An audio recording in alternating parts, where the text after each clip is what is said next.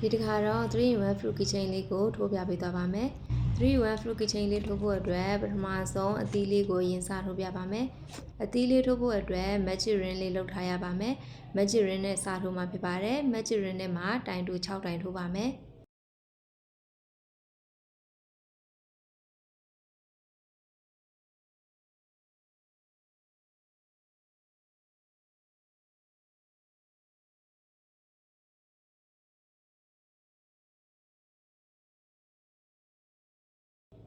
တိုင်တို6တိုင်ထိုးပြီးသွားရင်ရှက်ကိုဆက်ပါမယ်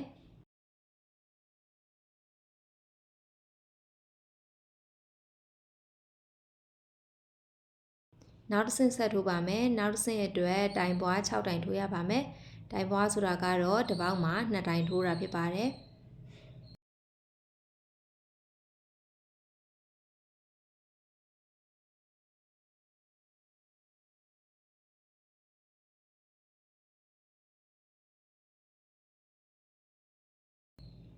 တိုင်ပွား6တိုင်ထိုးပြီးသွားရင်ရှက်ကော်နဲ့ဆက်ပါမယ်နောက်တစ်ဆင့်အတွက်တိုင်တို1တိုင်တိုင်ပွား1တိုင်ထိုးရပါမယ်အဲ့ဒီတိုင်တို1တိုင်တိုင်ပွား1တိုင်ကို6ကြိမ်ထိုးရမှာဖြစ်ပါတယ်6ကြိမ်ထိုးပြီးသွားရင်တော့ရှက်ကော်လေးနဲ့ဆက်ပါမယ်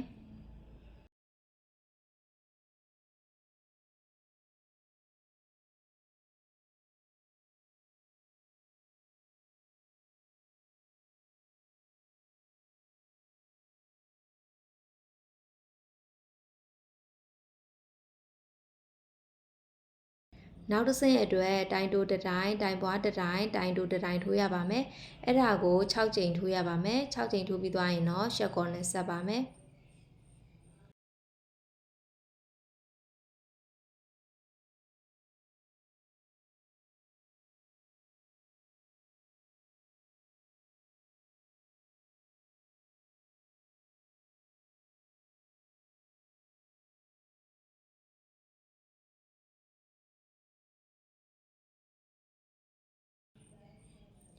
နောက်တစ်ဆင့်အတွက်တိုင်တို3တိုင်တိုင်ပွား1တိုင်ထိုးရပါမယ်အဲ့ဒီတိုင်တို3တိုင်တိုင်ပွား1တိုင်ကို6ကြိမ်ထိုးရပါမယ်6ကြိမ်ထိုးပြီးသွားရင်တော့ရှက်ကော်နဲ့ဆက်ပါမယ်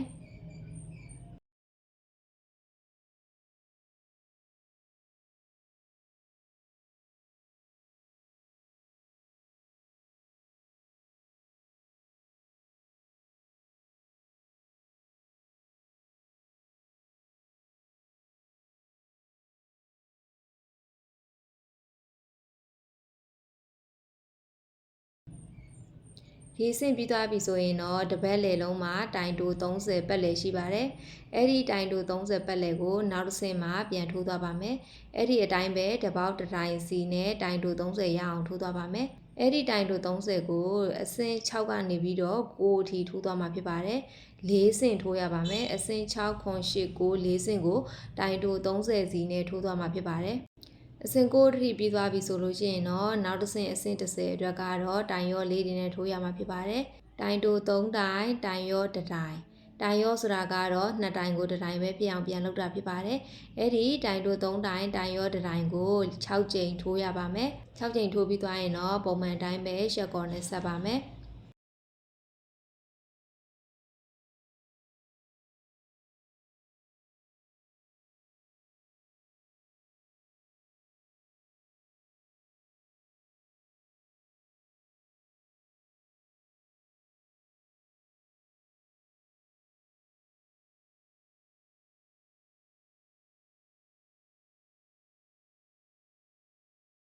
အဆင့်10ပြီးသွားရင်တော့အဆင့်17အတွက်ကတော့တိုင်တို1တိုင်တိုင်ရော1တိုင်တိုင်တို1တိုင်ထိုးရပါမယ်အဲ့ဒါကိုလည်းပဲ6ကြိမ်ထိုးရပါမယ်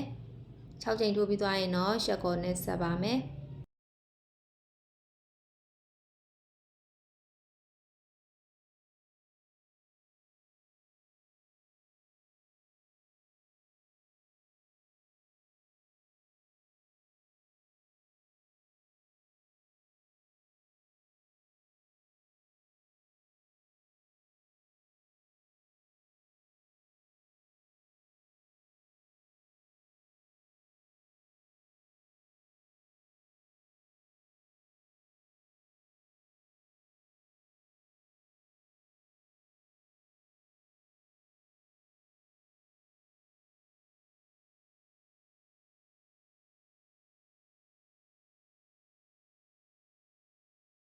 နောက်တစ်ဆင့်အတွက်ကတော့တိုင်တိုတစ်တိုင်းတိုင်ရော့တစ်တိုင်းထိုးရမှာဖြစ်ပါတယ်သူ့ကိုလည်းပဲ6ချိန်ထိုးပါမယ်6ချိန်ပြီးသွားရင်တော့ရှက်ကော်နဲ့ဆက်ပါမယ်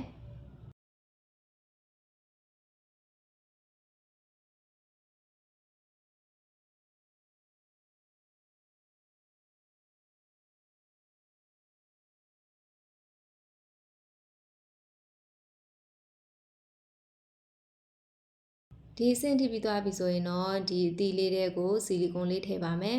ဆီလီကွန်ထည့်ပြီးသွားရင်တော့တိုင်ရော6ချိန်ထိုးပါမယ်တိုင်ရော6ချိန်ထိုးပြီးသွားရင်ရှက်ကော်ဆက်ပါမယ်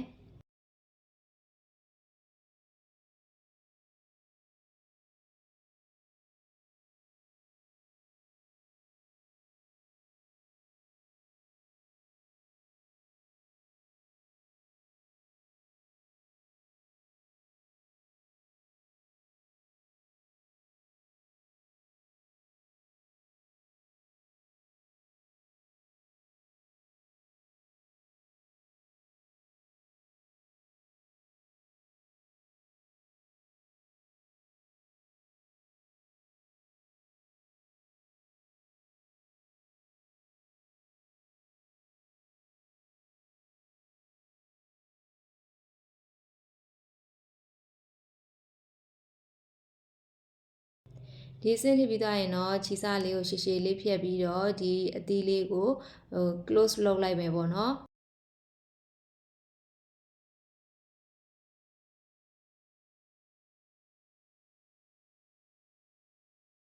လိမ္မော်သီးအတွက်လိမ္မော်ရောင်သို့မဟုတ်အဝါရောင်ထိုးရပါမယ်ခရမ်းကျင်သီးအတွက်ကတော့အနီရောင်ရဲရဲလေးကိုထိုးထားပါမယ်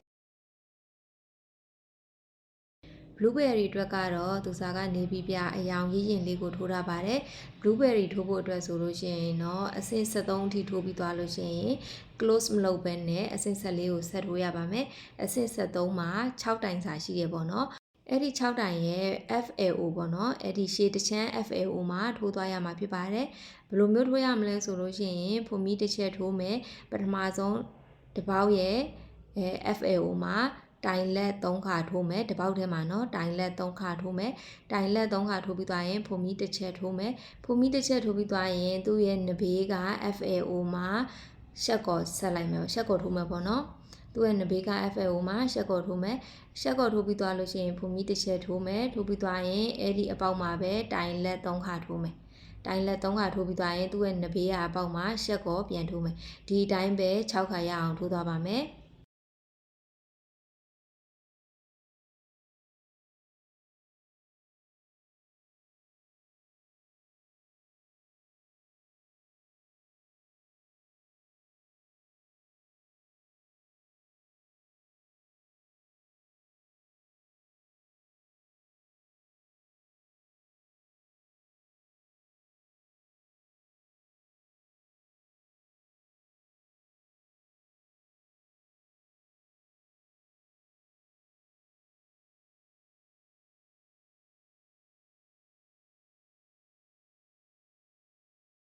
ခြေဖြူအောင်လေးကိုသုံးပြီးတော့ခြေထောက်အတွက်ထိုးပါမယ်ခြေထောက်အတွက်ထိုးဖို့အတွက်ဆိုလို့ရှိရင်တော့ဒီ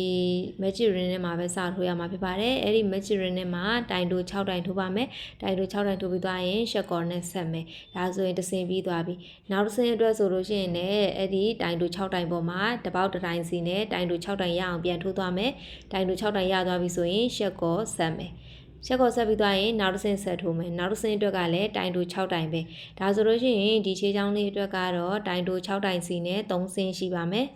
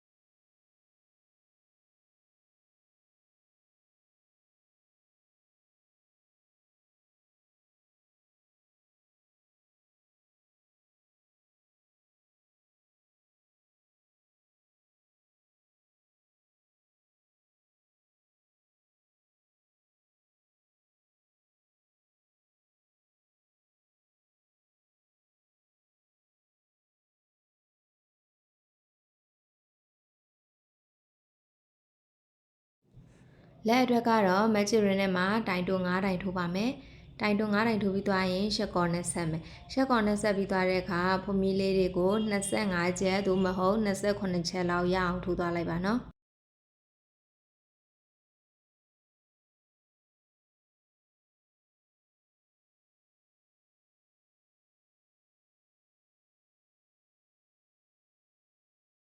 ဒါဆိုလို့ရှိရင်လက်အတွက်ထိုးလို့ပြီးသွားပါပြီအဲ့ဒီလိုမျိုးကိုနှစ်ခုစီထိုးရပါမယ်လက်အတွက်လည်းနှစ်ခုရှည်ချောင်းလေးတွေအတွက်ဆိုလို့ရှိရင်လည်းနှစ်ခုထိုးထားရပါမယ်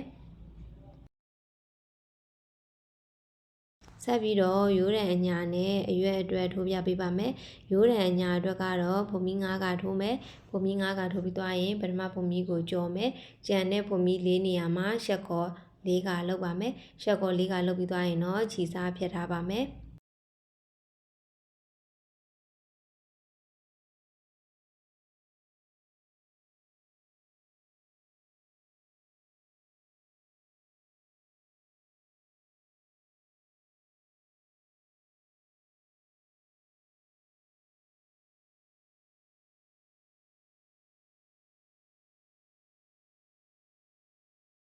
အရွက်ကိုဆက်ထိုးပြပါမယ်အရွက်အတွက်ကတော့ဖုံမီ9ကထိုးမယ်ဖုံမီ9ကထိုးပြီးသွားရင်တနေရာကြော်မယ်တနေရာကြော်ပြီးသွားလို့ရှိရင်တိုင်တိုတတိုင်ထိုးမယ်တိုင်လက်2တိုင်ထိုးမယ်တိုင်တိုတတိုင်ထိုးမယ်ဖုံမီ9ချက်ရှိတယ်တစ်ချက်ကိုကြော်မယ်ဖုံမီ4ချက်ကျန်တယ်အဲ့ဒီဖုံမီ4ချက်မှာတိုင်တိုတတိုင်တိုင်လက်2တိုင်တိုင်တိုတတိုင်ထိုးမယ်ထိုးပြီးသွားလို့ရှိရင်ဖုံမီ2ချက်ထိုးမယ်ဖုံမီ2ချက်ထိုးပြီးသွားရင်ခုနထိုးခဲ့တဲ့တစ်ချမ်းအတိုင်းပဲနောက်တစ်ချမ်းမှာပြန်ထိုးမယ်တိုင်တိုတတိုင်တိုင်လက်2တိုင်တိုင်တိုတတိုင်အဲ့လိုထိုးပါမယ်ပြီးရင်တော့ရှက်ကိုဆက်ပြီးတော့ခြီစားဖြတ်ထားပါမယ်နောက်ထပ်ခရမ်းကျင်သီးလေးအတွက်အရွက်ဆက်ထိုးပြပါမယ်ခရမ်းကျင်သီးအရွက်ကတော့ magic ring နဲ့မှာတိုင်တို10တိုင်ထိုးပါမယ်တိုင်တို10တိုင်ထိုးပြီးသွားရင်ရှက်ကော်နဲ့ဆက်မယ်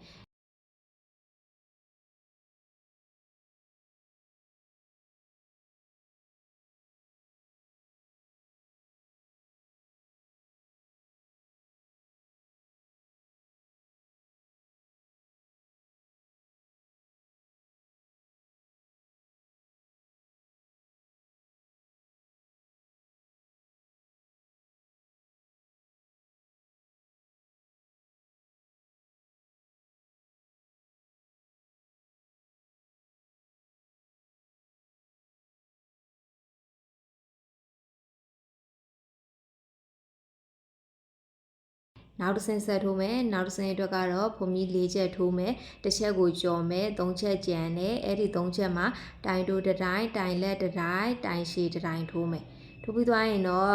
အောက်ကတိုင်တို10တိုင်ကိုတတိုင်ကြော်ပြီးတော့နောက်တတိုင်မှာရှက်ကောဆက်လိုက်တခုရသွားပြီပေါ့နော်အဲ့ဒီတခုအတွက်ဆိုလို့ရှိရင်အောက်ကတိုင်တို2တိုင်3ရတယ်အဲ့လိုမျိုးအရွယ်5ခုရအောင်ထိုးမယ်တိုင်တို10တိုင်အရွယ်5ခုပေါ့နော်